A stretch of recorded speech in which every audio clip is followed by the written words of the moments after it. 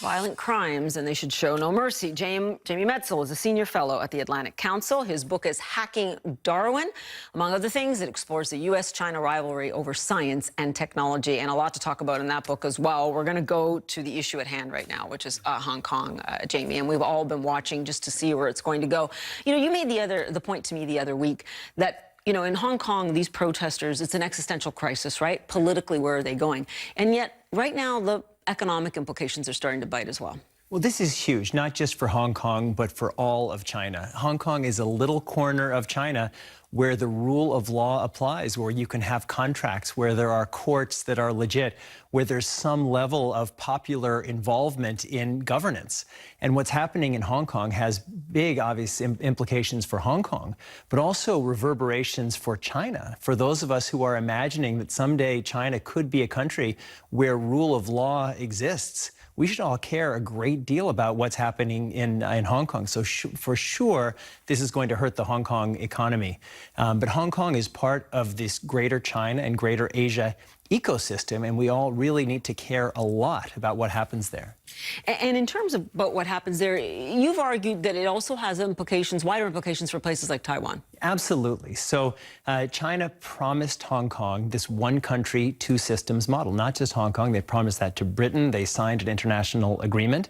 And that's the foundation for peace, security, and stability in Hong Kong. And it's very clear now that China is working in many ways to renege on its commitments as it limits the space for Hong Kong's autonomy. And for people in Taiwan, where China is saying Taiwan is part of China, and maybe they can have a one-country, two-system model. If you're in Taiwan and you're looking at how China is treating Hong Kong, how could you possibly imagine that there's a good model for a closer relationship between Taiwan and China? So really what's at stake is the future of China and the model of how China is going to relate to everybody else, and the signs are certainly ominous. And the other thing that's ominous is some of the language, obviously, coming from China. You know, we just played that clip where we're talking about an iron fist. They've been calling the protesters terrorists. And yet, I can't get a straight answer even from pro-Beijing legislators in Hong Kong. They continue to tell me, look, there is no way the Chinese government is stepping into Hong Kong. Others are skeptical. My question to you is, even if they do that, there is no easy answer there for the Chinese government either, is there? Even in trying to take that step. China is in a tough position because if they do nothing, this push for greater autonomy and for the democracy that the people of Hong Kong were promised is going to grow, because the people of Hong Kong have a legitimate gripe. They were promised things, and China has reneged on those commitments. And China now, as you reported, they are massing riot troops. I mean, they call them riot police, but they are essentially paramilitary, and they look like military. They're in big... And that's the way they've been trained, which is key. And that's the way they've been trained. And so they are right on the border. Are they going to go in today or tomorrow? I would say almost certainly not. But China is delivering a message, not just to the people of Hong Kong, but to the leaders of Hong Kong, which is, you better get a handle on this or we're going to move in. And that's why the international community needs to be absolutely crystal clear that we stand with the people of Hong Kong. We stand for democracy. We stand for rule of law. Are there troublemakers among the Hong Kong protesters? I'm sure there are some. It's been, by and large, they've been very well behaved. But I'm sure there are a few troublemakers here and there.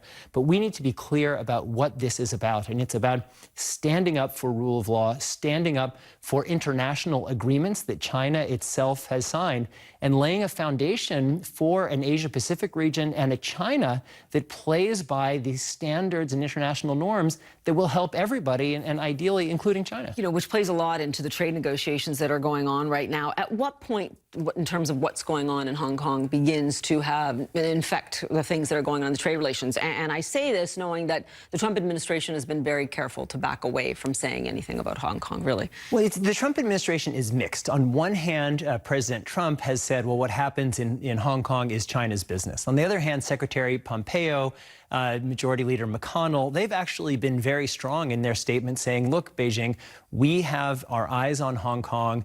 We support the autonomy that was promised to the people of Hong Kong, and we are not going to stand back. If China thinks they can just march into Hong Kong with whatever you want to call them, paramilitary forces, and there's not going to be a cost, they are wrong. There will be a massive cost to China.